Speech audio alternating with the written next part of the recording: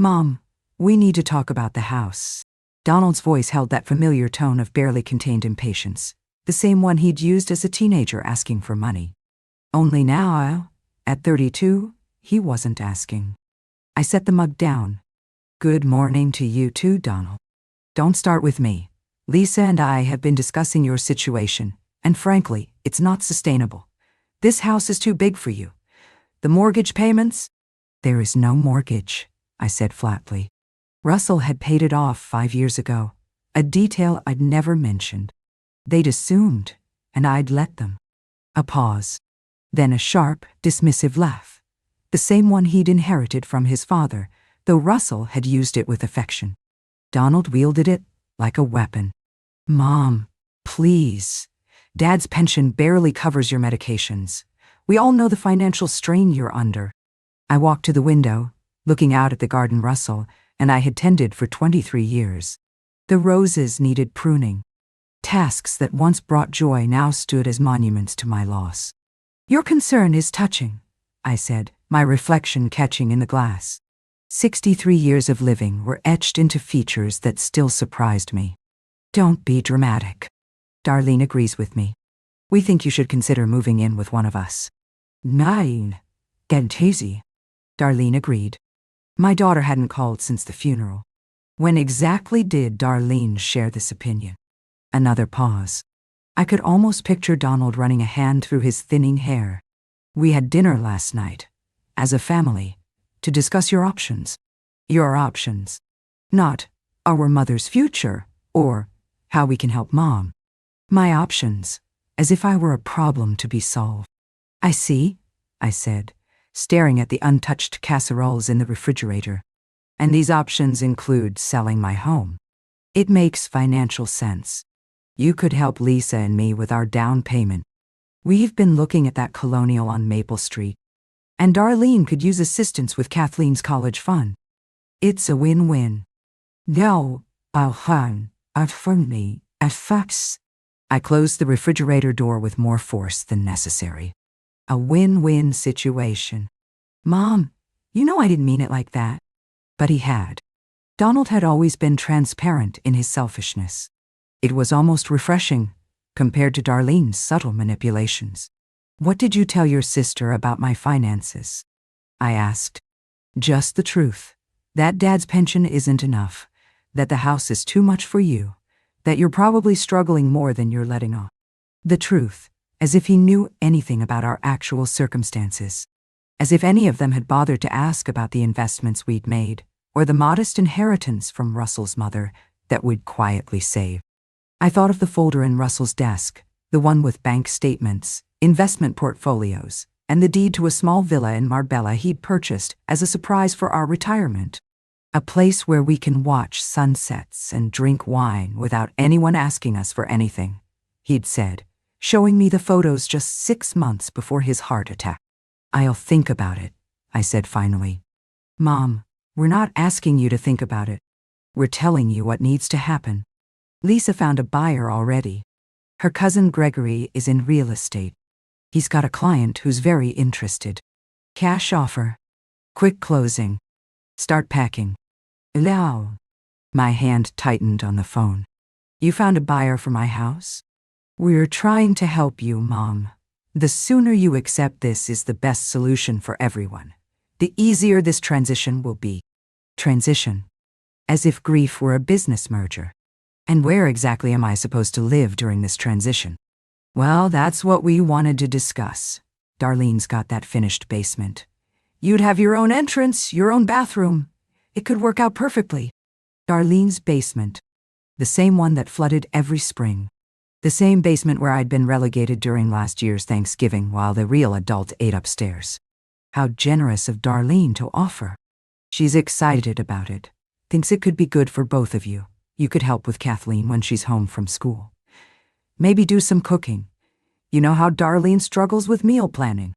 Of course. Darlene struggled with meal planning the same way she struggled with laundry and remembering to call her mother. But she excelled at delegating.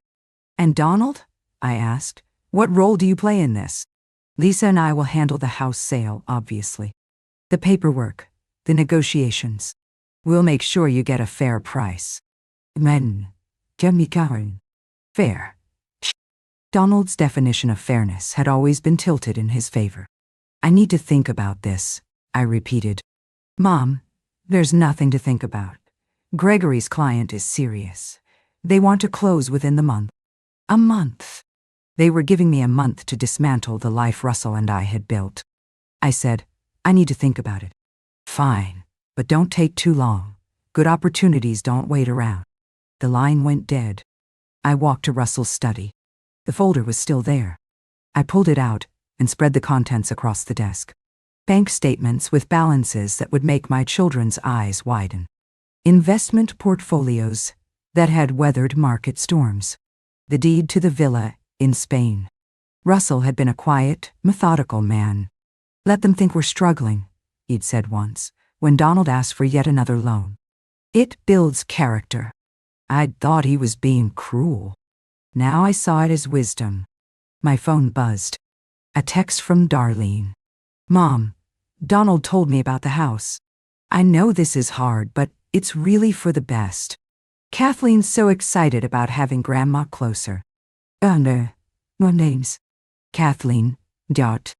My granddaughter who'd spent summers with us, who'd learned to bake in this kitchen.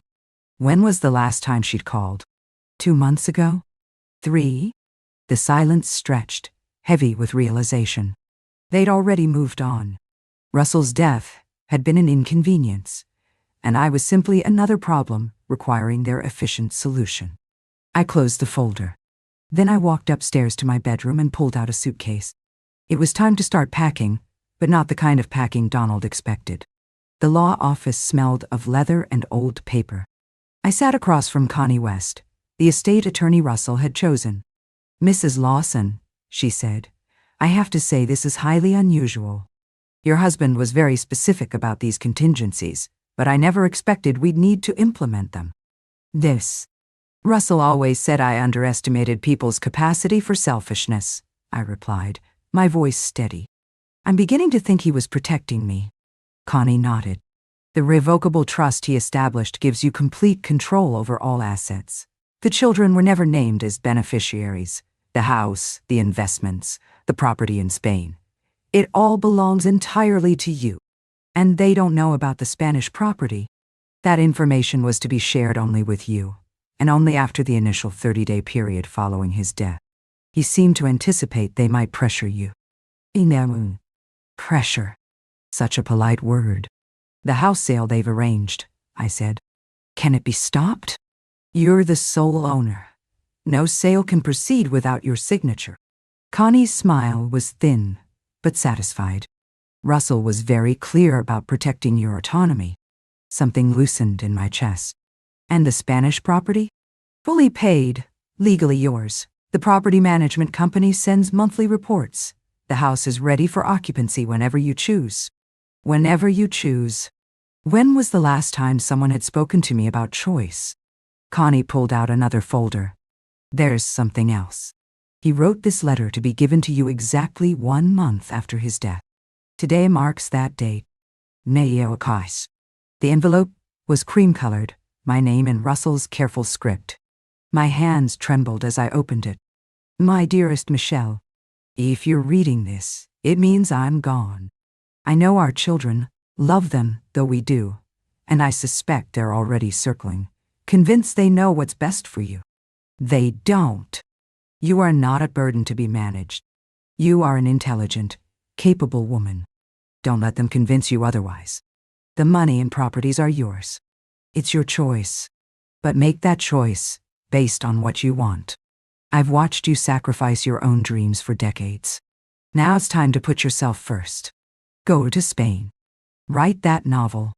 Whatever brings you joy. The children will survive. In fact, they might even grow stronger for it.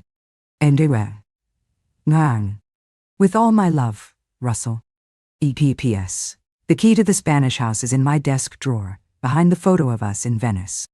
Mrs. Rodriguez next door has been caring for the garden. I read the letter twice, my vision blurring. Russell had known. He'd seen that my children had learned to view my love as a resource to be exploited. Are you all right? Connie's voice was gentle. I'm better than I've been in weeks. What do I need to do to transfer the house deed to my name alone? It's already in your name alone.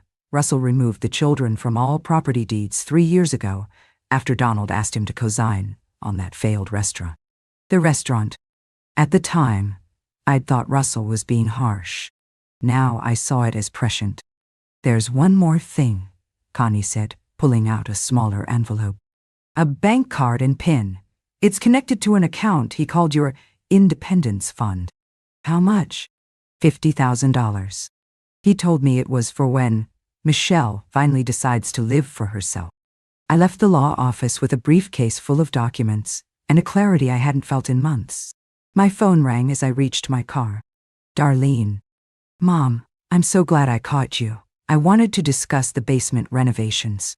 How thoughtful. I know you're probably worried about the cost, but we could deduct it from the house sale proceeds. Think of it as an investment in your comfort. Your comfort.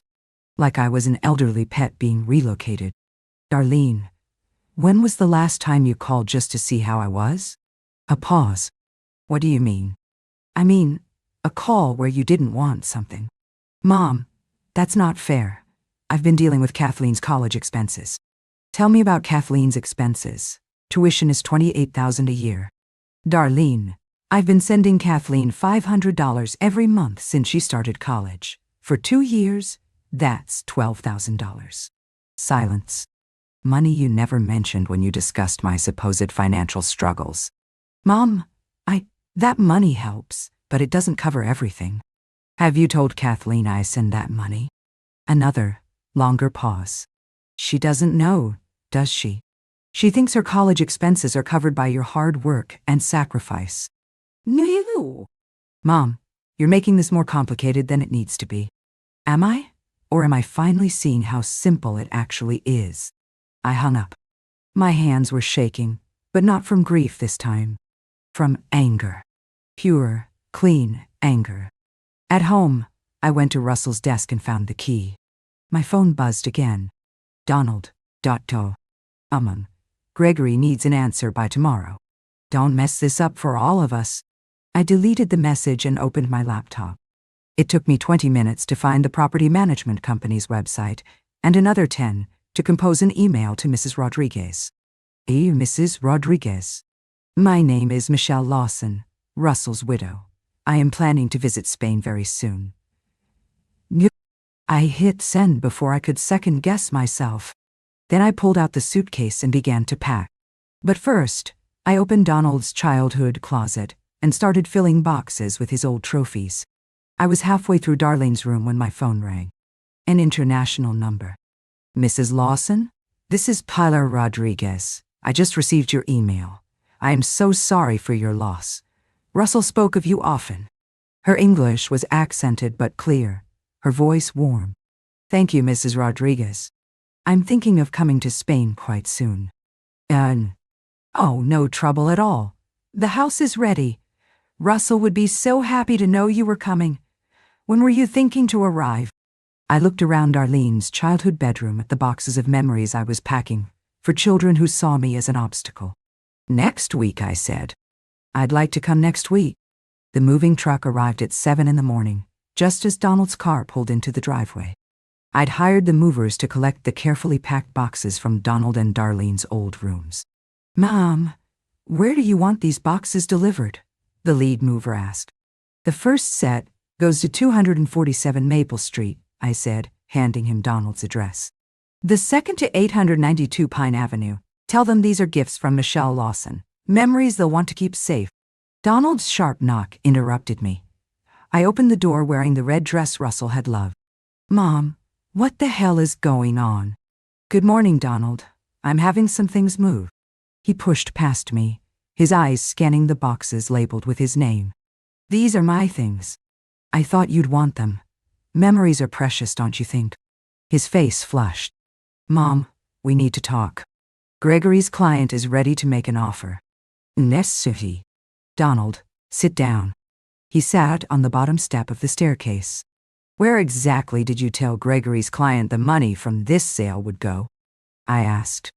Did you calculate how much you'd each get after paying off the mortgage you're so worried about? His jaw tightened. Mom, you're not thinking clearly. Grief can cloud judgment. My judgment is perfectly clear. Let me ask you something. When you had dinner with Darlene, did either of you ask how I was handling Russell's death emotionally? If I was sleeping? Eating? Or did you spend the entire dinner calculating how much money you could extract from your father's death? Uncan. That's not fair. Isn't it? Let's see. If you sold my house for $350,000, you'd each get about $160,000. Am I close? The color drained from his face. Donald, do you know what your father's actual pension pays me monthly? $4,200, along with his Social Security and dividends. Tell me again how I can't afford this house. He stood up abruptly. You lied to us. I never lied. You assumed. You wanted to think I was struggling. It made it easier to justify treating me like a problem. The moving truck's engine rumbled. Mom, if you don't need the money, then why? Donald stopped, his brain finally catching up. You're punishing us. I'm giving you exactly what you asked for. You asked me to move out of my house. I'm moving. You wanted my belongings distributed. I'm distributing them. I picked up the folder he'd dropped. The problem, Donald, is these aren't your affairs to handle. My phone rang. Darlene. I answered on speaker. Mom, what is this insanity? There's a moving truck at my house trying to deliver a piano I don't have room for. Hello, Darlene. The piano you begged for when you were 8. I thought you'd want it. Ntumun. Anandans, Anisao. I don't. And Donald called me about some crazy idea that you're not selling the house. The house isn't being sold. This is my house. Russell left it to me. But Donald said you couldn't afford. Donald was wrong. A long silence. Then Darlene's voice, sharp. Mom, I don't know what game you're playing, but people are counting on this sale. Darlene, how much money have I sent Kathleen over the past 2 years? $12,000. Money you never mentioned when you claimed I was struggling. Donald was staring at me now, his mouth slightly open. You've been sending Kathleen money? Because I love my granddaughter. But love isn't supposed to be invisible. When did my family decide my contributions only mattered when they were hidden? Mom, we never meant. Darlene's voice was smaller now. Yes, you did. You wanted my resources without my presence, my money without my opinions. I ended the call. The moving truck will be at your house in 30 minutes. I suggest you make room for your childhood memories. Mom, please, we can fix this. How? The question stopped him cold. We could have dinner. What I really want, Donald, is to live the rest of my life surrounded by people who see me as more than a source of emergency funding. What I want is to be missed for my company, not mourned for my money. The moving truck's engine started. Where are you going? I smiled, the first genuine smile I'd felt in months. Somewhere warm. Mom, you can't just disappear. We're your family. Are you? For a moment, I saw the little boy he used to be. Then he straightened. When will you be back? I opened the front door. I'll let you know. The flight to Madrid was 13 hours of crystalline clarity. I sat in the window seat, savoring the silence of my phone. For 3 days, they'd called incessantly. Voicemails starting apologetic and growing desperate. Mom, I think we had a misunderstanding. Fine, Mom. You want to play games? Don't expect us to come running when you realize how lonely you are. That last message from Darlene had been liberating. I'd turned off my phone and hadn't turned it back on. The customs officer in Madrid was a young woman with kind eyes. Purpose of visit? Starting over? I said. She smiled. Welcome to Spain, Senora. Pilar Rodriguez was waiting for me. Mrs. Lawson, welcome. She embraced me like an old friend. Russell, he was so proud of this house, she said as we drove. My Michelle will love the kitchen here, he would say. The house took my breath away. It was smaller than our American home, but perfectly proportioned, with whitewashed walls, blue shutters, and bougainvillea spilling over the garden walls. It's beautiful, I whispered. Russell, he chose well, Pilar said, handing me the key. The interior was cool and bright. In the kitchen, Pilar had stocked the refrigerator. Tonight you rest, tomorrow we explore. After she left, I stood alone in my Spanish kitchen and felt something I hadn't experienced in months. Peace. I unpacked slowly. As the sun began to set, I poured a glass of wine and stepped onto the terrace. My phone, forgotten in my purse, began to ring. Kathleen Darito. I answered. Grandma. Oh my God, finally. Grandma, where are you? Mom won't tell me anything except that you had some fight. Kathleen, slow down. I can't. I'm furious. Do you know what I found out? She told me you've been sending me money for college, $500 every month for 2 years. She said it like it was some big burden. Grandma, her voice cracked, why didn't you tell me? Your mother thought it was better. Better for who? So she could take credit for my tuition? So Uncle Donald could pretend you were poor? Kathleen was crying now. Grandma, I am so ashamed. You have nothing to be ashamed of. Yes, I do. I let them convince me you were just this sad old lady who needed taken care of. I stopped calling because Mom said you were fragile. And meanwhile, you were paying my sorority dues, and I never even thanked you. And now they're telling everyone you've had a breakdown. But Grandma, you haven't had a breakdown, have you? You've just finally had enough. The unexpected profanity made me smile. Language, Kathleen. Sorry, but am I right? I looked out at the darkening sea. Yes, you're right. Where are you? Spain. Spain? Like the country Spain? Your grandfather bought a house here for our retirement. I'm sitting on the terrace right now, looking at the Mediterranean. Is it beautiful? It's the most beautiful place I've ever seen. Grandma, I need to apologize. You don't need to apologize, sweetheart. You were told lies. But I should have known. Kathleen, listen to me. Your job is to study and grow. But I want to do better. Then be better. Call me because you miss me, not because you need something. Can I visit you in Spain? I have spring break in 3 weeks. I can cancel that stupid Cancun trip you probably paid for and come see you.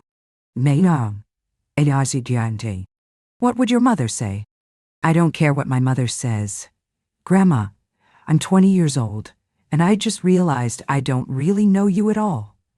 I know the version of you they presented, the grandmother who bakes cookies and needs to be handled carefully. But you're not that person, are you? I thought about the woman who'd confronted Donald, who'd boarded a plane to Spain with no return date. No, I said. I'm not that person at all. Good, Kathleen said fiercely. I can't wait to meet the real you. 3 weeks later, I watched Kathleen emerge from the Malaga airport. Gone was the polished college student. This Kathleen wore faded jeans and a simple t-shirt. Grandma. She ran toward me, and I was caught in an embrace that felt desperate, grateful, real. You look amazing, she said. You're tan, your hair. Did you cut it? Just a trim. It's perfect. You look like yourself. That first evening, we sat on the terrace, sharing paella. Tell me about your life here, Kathleen said. So I told her about my morning walks, my Spanish lessons, and the memoir I'd started writing. You're writing a book? Kathleen's eyes widened. Grandma, that's incredible. Mom called me yesterday, she said after a moment. Tried to convince me not to come. Said you were having a breakdown. What did you tell her? I told her that maybe it was time for someone in our family to be selfish on your behalf. And then I asked her, if you're having a breakdown, why haven't any of them come to check on you? Because they don't actually care about your well-being. They care about their access to your resources. The bluntness should have hurt, but it felt like vindication.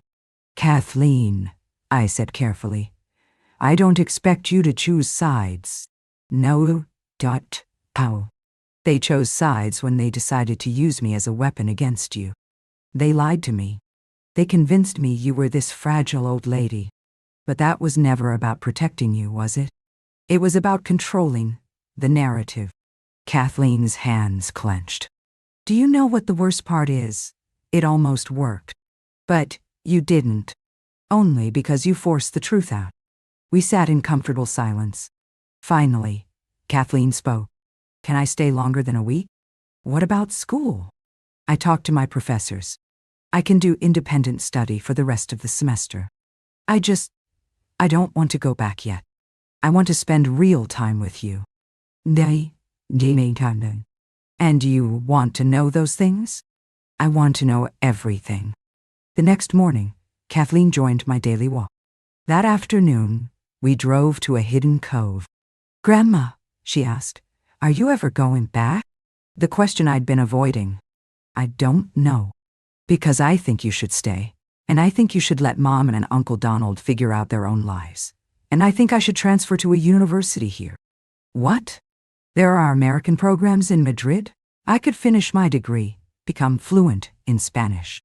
Or maybe I could take a gap year, work with Paula at her pottery studio, help you with your book, figure out who I am.